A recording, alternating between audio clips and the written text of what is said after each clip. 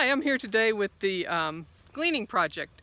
We're a group from Eden and St. John's UCC and Salem, Westphalia, and we've all joined together to move food that would go to waste in fields to places where it can be used. I'm going to have a friend of mine, Dr. Kristen Leslie, talk to you a little bit about food deserts, and then Jana and Lonnie Beek will talk to you a little bit about their part in our project.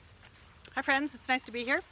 Nice to have a community response with Eden folks and St. John's folks and our friends here in the Veeks together working on this.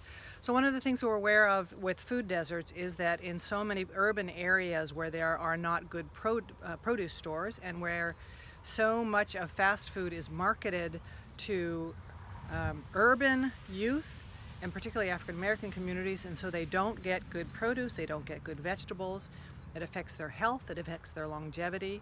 So one of the things that we're trying to do is by using the produce here in some of the farms to be able to get produce that is not being used to places that could absolutely use it, where food deserts are abundant. So I'm going to turn it over to the Veeks. Hello, I'm Lonnie Beek. I've lived in this community here in Vincennes, Indiana for all my life. I've had the opportunity to be involved in vegetable produce all those years of my life. And how this came about, when Kay came along and asked us what we could do, I said, I know where I can get sweet corn and I can get potatoes. Now you ask, well, how do I know this? Well, I know a lot of the people and I'm not afraid to talk to them and, explain what we're doing with this, like the places that have no food in the area. So it takes a lot of coordination. It took me actually a whole day to find the field that I was going to harvest today and then schedule with the farmer and get permission to go onto his property. You always want to get permission. You don't want to just walk out into a place and start gleaning. Most places will let you do that. Now what we've done here is some potato producers. We're able to get the potatoes directly into a wagon and bag them ourselves. We found that gleaning potatoes, if you didn't do it on the day that they were harvested out of the field directly, they would tend to heat up and they would spoil a lot faster. So we've used the method of just getting it right off the digger, and then we sort them out and bag them. Sweet corn, we go right behind the harvest crew and pull what we call the number 2 ears that's not commercially able to be used or sold in the grocery stores. So that's kind of what my job was coordinating with the farmers and providing the wagon and the tractor and getting personnel together all on the same day.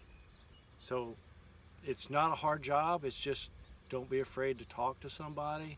If you recognize that, I'd say most everybody will let you glean. It's hard work, but it's worthwhile. And now my wife's going to say a few words. Hi, I'm Jana Beek, and I'm going to tell you a little bit about why there's this food out there in the field. So when the farmers do go through, for instance, with the sweet corn that we did today, they'll have a team that will go through and harvest all of the best ears of corn out of that field. There are some that are going to be left that are not going to be the right size. They're not going to be in as pristine a condition. There's certainly good ears of corn, but they're not things that people are going to want to buy at the grocery store. So we can go through and we can use those then and make sure that those don't go to waste, because otherwise they're just going to sit in the fields and go to waste. The potatoes, as Lonnie said, those were given to us. Those were not the seconds that were left, so we were very fortunate that the farmers have been really generous with that as well. And we've received bags from the farmers. We've received the use of wagons and tractors and all kinds of things that we needed to do this. So everyone's been very generous with their time and equipment and the produce that they have left. So a lot of what's out there then on those seconds, it's not worth going back a second time, even if it is of a good size, to hire an entire bus load a crew to go in there and get it. It's just not worth the cost because they're not going to get enough off of it the second time. So we're really fortunate, and this is a great way to put that to use, and it's not going to waste in the fields then. So in closing, what our project does is not only take food to areas where it's desperately needed, but it also connects community, which is a very, very important part of our project, is connecting various communities together so that they can learn from one another and educate each other. It's a great cultural exchange. Thank you for giving us your time.